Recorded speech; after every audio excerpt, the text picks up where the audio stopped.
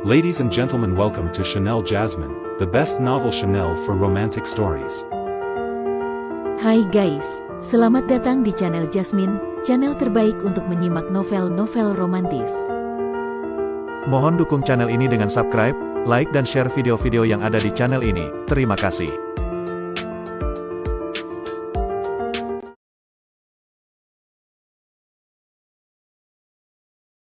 Kaisar Agung Seni Bela Diri bab 1127. Luo Xiu tak pernah menyangka bahwa dirinya akan kembali berhadapan dengan Lu Mengyao di tempat ini, dan terlebih lagi, ia juga tak menyangka bahwa bersama wanita itu turut hadir 3 orang dari menara pedang tertinggi, kakak senior perempuan tertua dari 3 Dewi Pedang, Yi Ningzu, kakak senior kedua, Yu Hanxiang, serta pemuda bernama Jun Zidao, yang dulu pernah mencoba membeli sarung pedang Wu Shuang.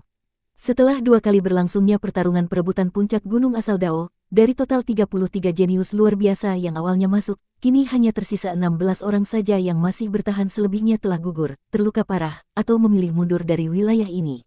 Dan dari menara pedang tertinggi, keempat anggotanya tak satu pun yang tewas, sebuah prestasi yang luar biasa, apalagi mengingat bahkan para murid dari 12 istana langit pun kehilangan beberapa orang, termasuk Singsa dari istana Xingtian yang terpaksa melarikan diri karena ditekan Luo Xiu.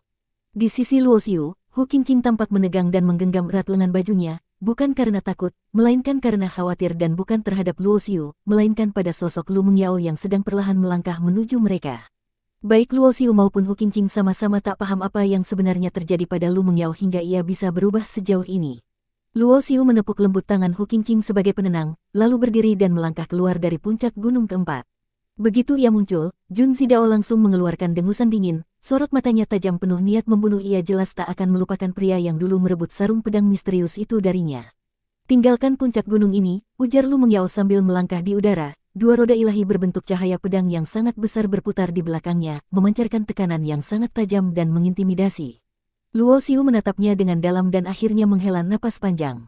Kau benar-benar sudah melupakan alam samudera bintang. Ucapannya itu disertai perubahan wujud. Luo Xiu melepaskan teknik penyamaran yang selama ini menyembunyikan wajah dan auranya, menampakkan sosok aslinya.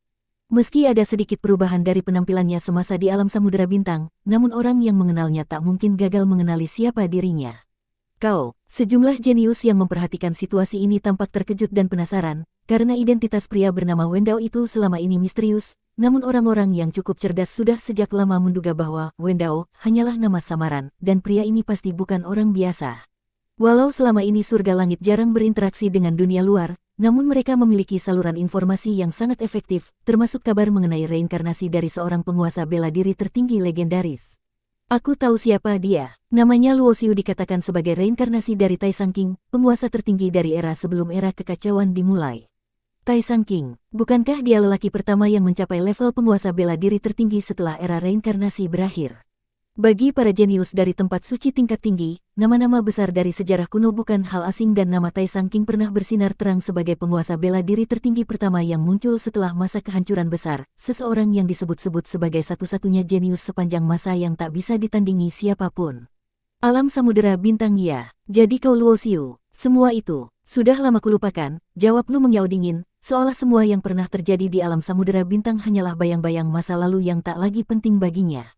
Mata Luo Xiu terus menatap ke dalam sepasang mata indah itu, dan benar saja tak ada emosi, tak ada getaran, hanya kekosongan dan ketegasan yang beku seperti bilah pedang yang telah menyingkirkan seluruh emosi manusia.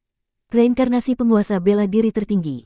Pantas saja kau berani merebut barang yang kuinginkan. Tapi tak peduli siapapun kau dulunya, sekarang kau tetap hanyalah seekor semut yang belum mencapai tingkat 9 dewa iblis, ejek Jun Zidao sambil memanggil 2 roda ilahinya yang berputar gagah di belakang kepala. Meski bukan kualitas sempurna seperti milik Lu Mengyao, tapi 2 roda berkualitas tinggi ini tetap bukan hal sepele.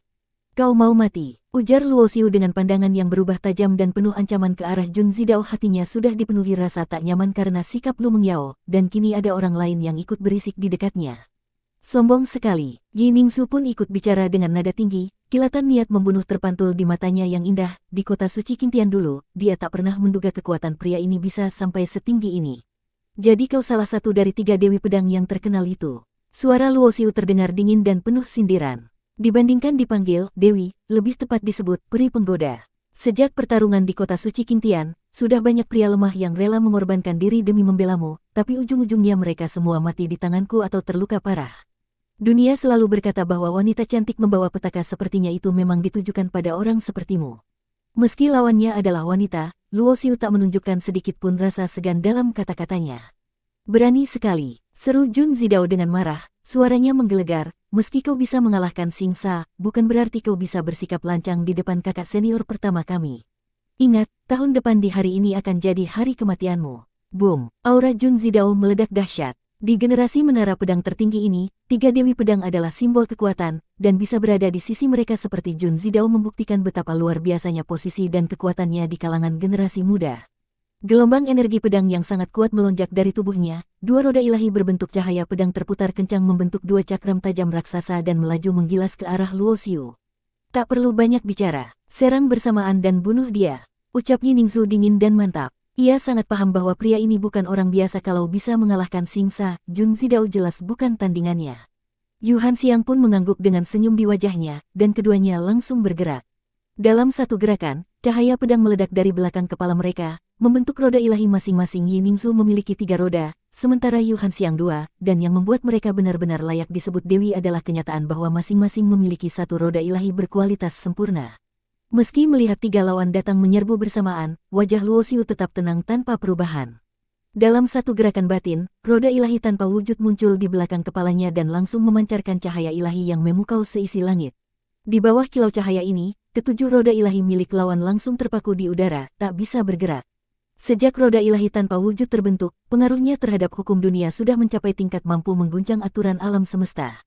Enyahlah kalian, seru Luo Xiu dingin. Seketika, ia menghantam dengan 1 pukulan. 2 roda milik Jun Zidao langsung hancur berkeping-keping di udara, dan Jun Zidao sendiri menyemburkan darah dan terpental dengan jeritan menyedihkan. Roda ilahi adalah manifestasi dari dasar kultivasi seorang pendekar. Menghancurkannya berarti merusak fondasi jalan bela diri mereka, dan meskipun bisa dibentuk kembali, proses pemulihannya sangat sulit. Weng, saat Luo Xiu menghancurkan Jun Zidao, 2 roda tiba-tiba melepaskan diri dari pengaruh roda tanpa wujud. Kedua roda itu adalah roda ilahi berkualitas sempurna milik Yi Ningzu dan Yu Hanxiang. Secara teori, roda berkualitas sempurna sudah merupakan batas tertinggi dari kualitas roda, dan meski roda tanpa wujud milik Luo Xiu bisa dengan mudah menekan roda berkualitas tinggi, untuk roda sempurna, pengaruhnya menjadi sangat terbatas. 2 roda itu menebas ke depan, masing-masing terdiri dari ribuan bilah cahaya pedang yang menggabungkan kekuatan luar biasa, cukup untuk menyamai pukulan penuh dari seorang Raja Dewa tingkat 9. Segel kuno Huang, tubuh Luo Xiu diselimuti 99 simbol formasi, aliran hukum purba dari teknik rimba menyatu membentuk pola-pola rumit di tubuhnya. Ia merapal mantra dengan kedua tangan, lalu membentuk teknik kuno dan menyambut serangan tersebut secara langsung. Segel kuno Huang adalah teknik bela diri fisik yang ia ciptakan dari dasar hukum jalan rimba meski masih di bawah segel yang lebih maju. Segel kuno Huang, kekuatannya sudah cukup menyaingi teknik para penguasa bela diri tertinggi terkuat. Di udara, Luo Xiu dengan segel kuno Huang bertarung hebat melawan 2 roda ilahi berbasis cahaya pedang. Kedua wanita bertopeng itu, dengan tubuh ramping dan gerakan gesit, berdiri di atas roda mereka, mengerahkan teknik-teknik ilahi bertema pedang yang luar biasa megah dan tajam. Sebagai 2 dari 3 Dewi Pedang, kemampuan tempur Yi Ningzu dan Yu Hanxiang memang luar biasa. Setelah berhasil membentuk roda ilahi, baik kekuatan maupun kultivasi mereka meningkat tajam. Bahkan, roda milik Yi Ningzu lebih kuat dibandingkan milik Xing Sa. Tak berlebihan jika dikatakan bahwa bila Xing Sa bukan pewaris istana Xingtian yang mewarisi teknik dan kekuatan tingkat dewa penguasa, maka Yi Ningzu jelas jauh lebih kuat darinya. Sayangnya, warisan menara pedang tertinggi tak pernah melahirkan seorang dewa penguasa. Teknik pedang terkuat mereka hanya mencapai level penguasa bela diri tertinggi tingkat atas. Meskipun hanya ada 1 garis tipis yang memisahkan penguasa bela diri tertinggi dengan penguasa Dao, perbedaan esensial itu tetap tidak bisa disepelekan. Itulah mengapa, meskipun Yi Ningzu lebih berbakat daripada Xing Sa, ia tetap berada di bawah bayang-bayang para pewaris dari 12 istana langit. Dengan hanya mengandalkan segel kuno Huang, Luo Xiu memang bisa bertahan, namun tidak bisa menang dengan cepat. Namun saat ia memanggil segel kuno Huang, semuanya berubah. Menara Huang dan tungku besar muncul di langit, hukum purba berputar di sekeliling jari-jari Luo Xiu, membentuk teknik segel yang jauh lebih kuat. Puh, hanya dalam satu bentrokan, bahkan saat Yi Ningzu dan Yu Hanxiang bekerja sama, mereka tetap tak mampu menahan kedahsyatan segel kuno Huang. Keduanya terpental mundur dengan darah di sudut bibir, dan roda ilahi mereka bergetar hebat, seolah-olah akan pecah dalam waktu dekat. Keduanya langsung pucat dan terkejut. Padahal, dengan kultivasi mereka di tahap akhir dan tengah Dewa Iblis tingkat 9, ditambah warisan seni bela diri menara pedang tertinggi yang unggul dalam teknik bertarung dan pembunuhan, kekuatan mereka seharusnya mampu menyamai bahkan mengalahkan Raja Dewa tingkat 9. Tapi menghadapi Luo Xiu sendirian, mereka tetap kalah telak. Sebelum membentuk roda ilahi, mungkin Luo Xiu masih akan merasa kesulitan. Tapi sekarang, selain roda ilahi tanpa wujudnya yang menjadi semakin misterius dan kuat, yang paling penting adalah bahwa kekuatan energi dalam tubuhnya telah berevolusi menjadi Dao tingkat kaisar. Menggunakan energi Dao tingkat kaisar untuk mengaktifkan teknik ilahi memberikan peningkatan kekuatan yang berlipat ganda dan di bawah tingkat dewa kaisar tingkat 9. Hampir tidak ada yang bisa menahannya. Bersambung.